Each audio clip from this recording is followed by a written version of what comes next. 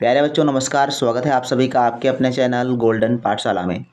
दोस्तों विज्ञान क्लास में आज हम लोग पढ़ेंगे practice set number 3। 2 practice set आप सभी को पहले ही दिए जा चुके हैं। जिन बच्चों ने नहीं देखा है तो प्लेलिस्ट में जाकर देख सकते हैं। आज के वीडियो में क्वेश्चंस को हल करेंगे, साथ में उससे संबंधित जो भी नए सवाल आपके बनने वाले हैं उन पर भी चर्चा करेंगे।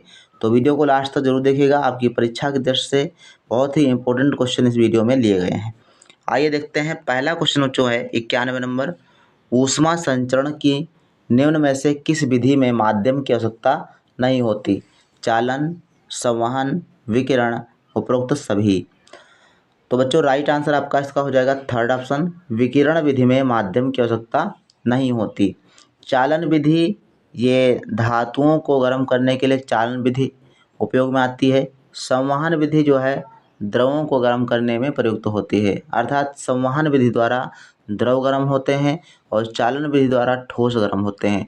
तो ध्यान रखिएगा, विकिरण विधि द्वारा वायुमंडल का गर्म होना या फिर कहीं पर अलाव जल रहा है और आप तक जो है गर्मी पहुंच रही है तो वो क्या है, विकिरण विधि से वो पहुंच रही है। तो इसका राइट आंसर बच्चों हो जाएगा थर्ड ऑप्शन। 92 नंबर क्वेश्चन है, निम्नलिखित में से एक जीवाश्म ईंधन नहीं है। तो कौन सा जीवाश्म ईंधन नहीं है बच्चों? कोयला, पेट्रोलियम, पेट्रोल व डीजल, एलपीजी। तो बच्चों इसमें सभी ऑप्शन जो दिए गए हैं वो जीवाश्म ईंधन होते हैं। इसके अलावा अगर ऑप्शन में बायोगैस दिया होता तो वो सही ऑप्शन होता। तो बच्चों इनमें से कोई सवाल आपका ऑप्शन सही नहीं है। आप ध्यान रखेंगे बायोगैस जो है वो आपका जीवाश्म ईंधन नहीं होता। ठीक, तो ध्यान रखेंगे ये ऑप्शन आपको परीक्षा में मिल सकता है। इसके बाद है क्वेश्चन नंबर 93, शुष्क बर्फ है ठोस कार्बन डाइऑक्साइड, द्रव कार्बन डाइऑक्साइड, गैस CO2 मतलब गैस कार्बन डाइऑक्साइड, या ठोस कार्बन मोनोऑक्साइड। ये CO का मतलब होता है मोनोऑक्साइड, कार्बन मोनोऑक्साइड। तो इसका बच्चों राइट आंसर हो जाएगा शुष्क गैस कहते हैं बच्चों ठोस कार्बन डाइऑक्साइड को। 94 नंबर क्वेश्चन है, निम्न में से किसके कम होने के कारण बादल वायुमंडल में तैरते हैं? दाब, ताप, वेग या घनत्व। तो बादलों का घनत्व कम होता है इसीलिए वो वायुमंडल में तैरते रहते हैं। इसका फोर्थ ऑप्शन सही जवाब हो जाएगा। 95 नंबर क्वेश्चन है कि आसुत जल है। आसुत जल क्या होता है? समुद्री जल, वर्षा का जल, भूमिगत जल, नल का जल। तो आसुत जल होता है बच्चों वर्षा का जल। 96 नंबर क्वेश्चन है, तड़ित चालक बनाए जाते हैं धातु से, अधातु से, दीवार पर पेंट लगाने से या लकड़ी से। तो बच्चों तड़ित चालक बनाए जाते हैं धातुओं से और ये खास करके पीतल से बनाए जाते हैं, तांबे से बनाए जाते हैं बच्चों। ध्यान रखेंगे तांबे से बनाए जाते हैं क्या? तो तड़ित चालक।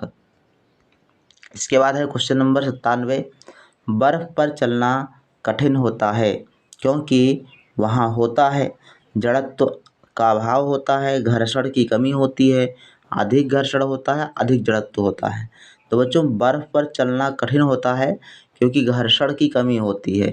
इसमें सेकंड ऑप्शन आपका सही जवाब हो जाएगा। बर्फ़ क्या होती है? चिकनी होती है बहुत, इसलिए उसमें घर्षण कम होता है, इसलिए वहाँ पर फिसलने का डर रहता है। 98 नंबर क्वेश्चन है, सौर सेल बने होते हैं एल्युमिनियम के, कार्बन के, प्लास्टिक के या सिलिकॉन के। तो सौर सेल बनाए जाते हैं बच्चों सिलिकॉन के। Fourth option is the right answer.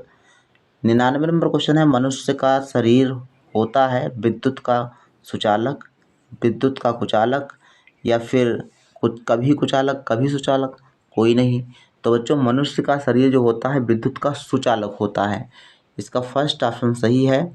Question number 100 है, एक कॉफ़ी के भरे थर्मस फ्लास्क को अत्यधिक हिलाया जाता है। यदि कॉफ़ी को एक निवेश यानी सिस्टम के रूप में माना जाए तब कॉफ़ी का तापक्रम क्या होगा? थोड़ा बढ़ेगा, गिरेगा, उतना ही रहेगा, कभी नापा नहीं जा सकता। तो इसका बच्चों सही जवाब हो जाएगा 100 नंबर का पहला ऑप्शन, थोड़ा बढ़ेगा। 101 नंबर प्रश्न है, तैराक पानी के किस तल पर अधिक दबाव का अनुभव करेगा? जो तैरने वाले होते हैं वो कहाँ पर अधिक दबाव का अनुभव करेंगे? 3/4 गहराई पर, आधी गहराई पर, निचले तल पर या सतह पर? तो सबसे निचले तल पर जो है दबाव का अनुभव करेंगे सबसे ज़्यादा, इसका मतलब ये है कि जैसे जैसे हम पानी के अंदर जाते हैं, गहराई बढ़ती है तो दबाव उतना ही बढ़ता जाता है। ठीक, सबसे निचली सतह पर सबसे ज़्यादा दबाव पड़ेगा। 102 नंबर प्रश्न है, विटामिन डी की कमी से और होता है रिकेट्स यानी सूखा रोग, रक्तताल्पता, रतौंधी या फिर घेंघा। तो इसका राइट आंसर बच्चों है रिकेट्स होता है विटामिन डी की कमी से, जिसे सूखा रोग भी कहा जाता है। रक्तताल्पता जो है विटामिन ए की कमी से, जिसे एनीमिया कहते हैं। रतौंधी भी ए की कमी से भी होता है। घेंघा आयोडीन की कमी से होता है। 103 नंबर प्रश्न है, घड़ी की मिनट की सुई तथा घंटे की सुई के कोणिक चाल का अनुपात कितना होता है? तो 12:1। थर्ड ऑप्शन बच्चों सही है। 104 नंबर प्रश्न है, जल चक्र प्रक्रिया है वाष्पन की, संघनन की, द्रवण की या वाष्पन एवं संघनन की? तो फोर्थ ऑप्शन इसका बच्चों सही है, वाष्पन एवं संघनन की प्रक्रिया है जल चक्र। 105 नंबर प्रश्न है, पौधे में जल संवहनी ऊतक हैं। जल संवहनी का मतलब है कि जल को एक स्थान से दूसरे स्थान तक संवहन करते हैं, अर्थात पहुंचाते हैं। तो वो ऊतक होते हैं बच्चों जाइलम, जिसको दारू भी कहा जाता है। फर्स्ट ऑप्शन सही है। जल का संवहन करने वाले ऊतक होते हैं जाइलम और भोजन का परिवहन करने वाले कहलाते हैं फ्लोएम। ध्यान रखेंगे, दो महत्वपूर्ण जो है ये पूछे जाते हैं। शुद्ध जल का विद्युत अपघटन करते समय इसमें अम्ल डाला जाता है, क्योंकि विद्युत अपघट्य को अच्छे गुण वाला बना देते हैं। यही आपका सही ऑप्शन है। First option is the right answer. यानी शुद्ध जल को विद्युत अपघटन करते समय उसमें थोड़ा सा अम्ल डालते हैं, क्योंकि विद्युत अपघट्य को अच्छे गुण वाला बना देते हैं। कौन? अम्ल बना देते हैं, इसीलिए उसमें अम्ल मिलाया जाता है। 107 नंबर प्रश्न है, 40 डिग्री फ़ारेनहाइट परम ताप स्केल बराबर होता है। तो 40 डिग्री फ़ारेनहाइट जो होता है वो 213 केल्विन के बराबर होता है। इसका राइट आंसर फोर्थ ऑप्शन हो जाएगा बच्चों। 108 नंबर क्वेश्चन है, जल की अस्थायी कठोरता किनकी उपस्थिति के कारण होती है? ऑप्शन आपके पास दिए गए हैं।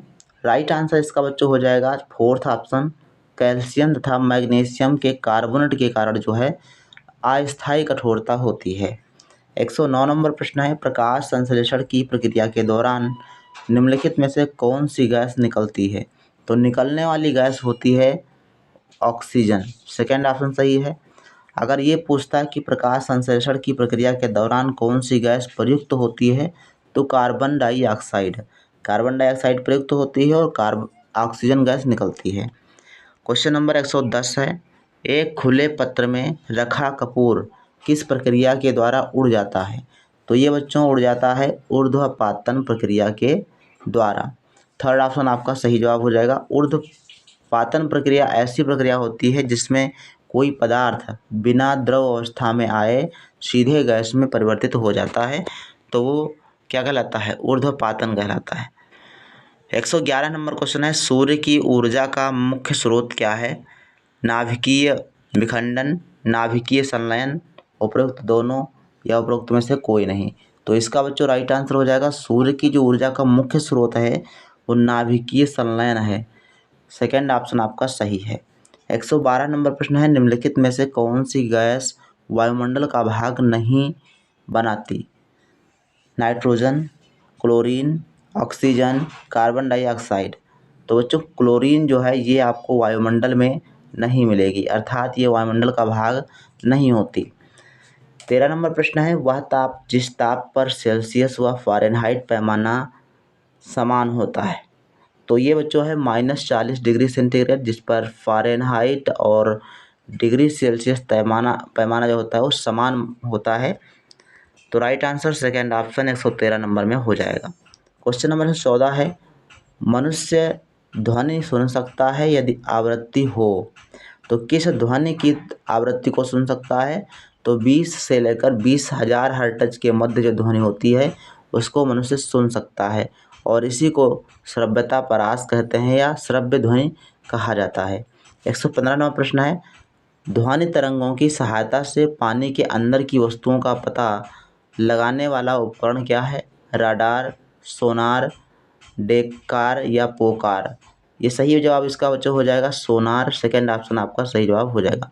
सोनार तकनीकी के माध्यम से, उपकरण के माध्यम से पानी के अंदर की वस्तुओं का पता लगाया जाता है। 116 नंबर प्रश्न है, गहराई बढ़ने से जल दाब में परिवर्तन होता है। जब गहराई बढ़ेगी तो दाब बढ़ेगा। इसका सेकंड ऑप्शन सही जवाब बच्चों हो जाएगा। 113 नंबर प्रश्न है, 17 नंबर प्रश्न है, वायुमंडलीय दाब का अचानक गिरना संकेत करता है तूफान का, वर्षा का, स्वच्छ मौसम का, शीतलहर का। तो तूफान का जो है ये संकेत करता है अगर वायुमंडलीय दाब का अचानक गिर जाए। 116 नंबर प्रश्न है, सोलर कुकर सूर्य के प्रकाश की किन किरणों से गर्म होता है? अवरक्त विकिरण, परावैंगनी विकिरण, दृश्य प्रकाश विकिरण या रेडियो तरंग। तो इसका बच्चों सही जवाब है 118 का सेकेंड ऑप्शन, परावैंगनी किरणों के द्वारा सोलर कुकर गर्म हो जाता है। 119 नंबर प्रश्न है, मुख्य प्रदूषक तत्व का उदाहरण है। तो मुख्य प्रदूषक कौन सा है? O2, CO, CO2, HE। तो बच्चों सही जवाब हो जाएगा सेकेंड ऑप्शन CO अर्थात कार्बन मोनोऑक्साइड मुख्य प्रदूषक का काम करती है, सबसे खतरनाक गैस होती है। 120 नंबर प्रश्न है, जूल इकाई है कार्य की, ऊर्जा की, कार्य और ऊर्जा दोनों की। तो यहाँ पर बच्चों हो जाएगा कार्य और ऊर्जा दोनों की इकाई होती है जूल। 121 नंबर प्रश्न है, पौधे में वाष्पोत्सर्जन संपन्न होता है पत्तियों के द्वारा, तने के द्वारा, पौधे के सभी वायवीय भागों द्वारा या जड़ के द्वारा। तो पत्तियों के द्वारा वाष्पोत्सर्जन प्रक्रिया जो है संपन्न होती है। 122 नंबर प्रश्न है, मैग्नीशियम ऑक्साइड जल में घुलकर बनाता है क्षार, अम्ल, लवण और क्षार दोनों। तो बच्चों क्षार बनाएगा, इसमें पहला ऑप्शन सही जवाब हो जाएगा। 123 नंबर प्रश्न है, ऊष्मा का स्वतः प्रवाह हमेशा होता है। तो ऊष्मा का सदैव प्रवाह किधर होगा? उच्च ताप की वस्तु से निम्न ताप की वस्तु की ओर होगा, यानी जिसका ज़्यादा ताप होगा तो कम ताप वाली वस्तु की तरफ वो प्रवाह करेगा। तो थर्ड ऑप्शन सही हो जाएगा, एक ही दिशा में उच्च ताप से निम्न ताप की ओर। 124 नंबर प्रश्न है, धातु निम्न में से किस प्रक्रिया द्वारा गर्म होती है? तो कोई धातु मैंने पहले बताया आपको जो होती है वो चालन विधि के द्वारा गर्म होती है, और यहाँ पर चालन विधि का ऑप्शन नहीं दिया गया है, तो डी ऑप्शन सही जवाब हो जाएगा, इनमें से कोई नहीं। क्वेश्चन नंबर 125 बच्चों है, अम्ल वर्षा का कारण क्या है? Carbon monoxide, carbon dioxide, sulphur dioxide या अमोनिया। तो अम्ल वर्षा का कारण है बच्चों sulphur dioxide. Third option is the right answer. तो ये बच्चों रहे आपके 35 प्रश्न जो कि विज्ञान से संबंधित थे। इन 35 प्रश्नों में से आपके कितने क्वेश्चन सही हुए हैं आप लोग कमेंट सेक्शन में जरूर लिखिएगा।